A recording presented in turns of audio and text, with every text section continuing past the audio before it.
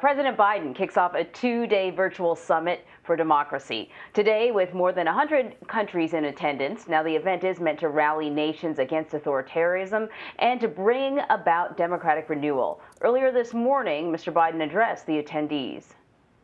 When people and parties that might have opposing views sit down and find ways to work together, things begin to work. But it's the best way to unleash human potential and defend human dignity and solve big problems. And it's up to us to prove that. Democracies are not all the same. We don't agree on everything, all of us in this meeting today. But the choices we make together are going to define, in my view, the course of our shared future for generations to come. So the summit's guest list is drawing some scrutiny. Critics are questioning the invitation criteria after nations like Congo and Pakistan that have been criticized for their human rights records made the list. Ed O'Keefe joins us now from the White House to discuss the summit and more of today's headlines. Ed, great seeing you. What is the end game for this gathering for the White House in terms of the guest list? Well, basically, this is a long-standing goal of the president to try to bolster democracy all around the world in whatever form it exists against autocratic regimes like those, he would say, in China, Russia, and other parts of the world. Every day at this White House, whether it's domestic or foreign, is built around his concern that ultimately in this century, democracy has to prevail. He had wanted to host this summit in person here in Washington. Would have been an unprecedented gathering of hundreds of world leaders here. But instead, they did it virtually today. He addressed them all in video boxes from Ottawa to Berlin, Brasilia to Baghdad, all of them there joining him for this conversation that is continuing throughout the day and into tomorrow at various levels. And the goal ultimately is to sort of say to China, to Russia, to countries like Turkey, you've got to stop doing it the way you're doing it. And ultimately, representative democracy like ours is going to prevail and remain the dominant government option, if you will, for people around the world. It's telling that in his opening remarks to these leaders, he said what you showed there, that not every democracy is the same and we're going to have our disagreements. But he also spent time touting his own domestic achievements and aspirations, noting the passage of the infrastructure bill a few weeks ago, his hope that the Build Back Better plan will be passed, and that he said the next few months are going to be focused on getting voting rights legislation passed in this country, because he understands that in order to ensure that people's votes are heard or are cast properly, there have to be protections in place that aren't there right now. So, this is a conversation he wanted, or that he says will be held again next year. The goal here is to sort of set some basic goals for all of these countries and then hopefully convene next year in person to continue the discussions. But it has upset China, Russia, and others that were not invited, including notably 3 nearby neighbors, Guatemala, El Salvador, and Honduras, 3 countries that the U.S. has to be working with closely right now on immigration matters.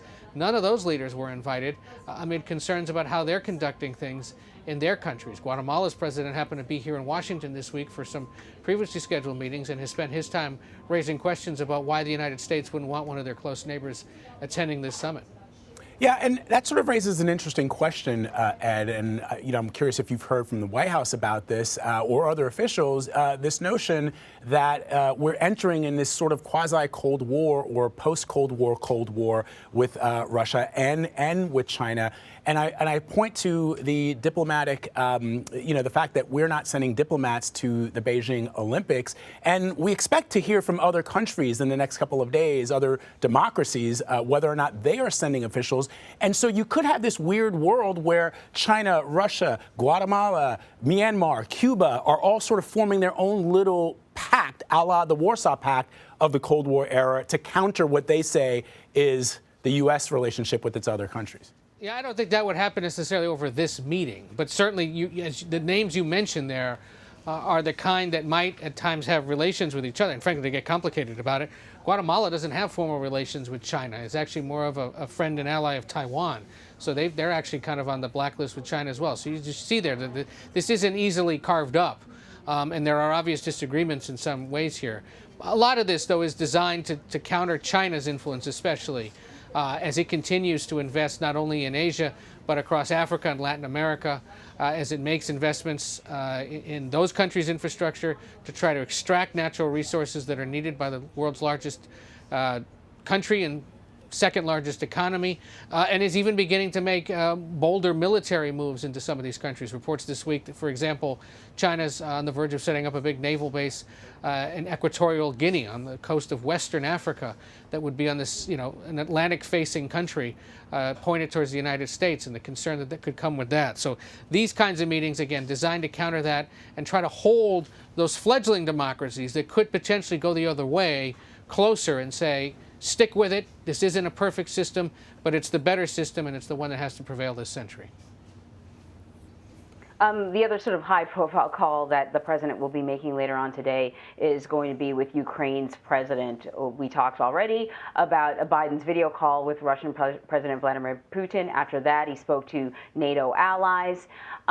What will the conversation consist of with the president of Ukraine? We know from the conversation he had with Vladimir Putin that a main concern is Ukraine's desire to be part of NATO. That is the one thing that Vladimir Putin said he did not, essentially said he did not want to see happen. What can we expect from this talk?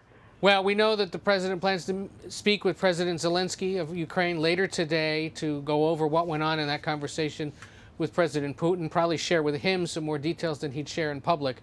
Remember, yesterday the president said he thought it was a pretty good, straightforward exchange between the two countries, and said that U.S. forces, military forces, would not be sent to Ukraine.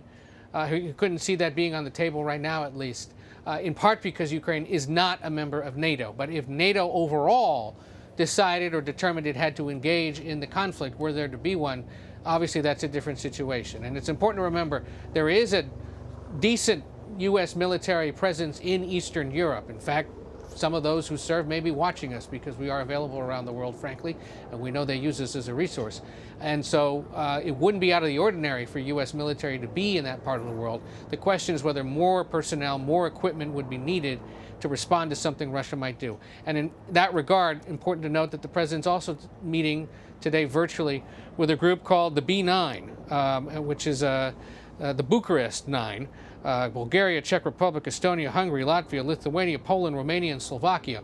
All of them former parts of the Soviet bloc or in Eastern Europe, and concerned about this situation and understand that it could bleed into what they do or their existence. And it's just part of this ongoing push that he says hopefully will culminate in an announcement tomorrow that U.S., Russian, and some other European leaders will be meeting to discuss this entire potential conflict to stave it off and avoid further military escalation. All right, Ed O'Keefe for us at the White House, my friend. Thank you very much. Yep.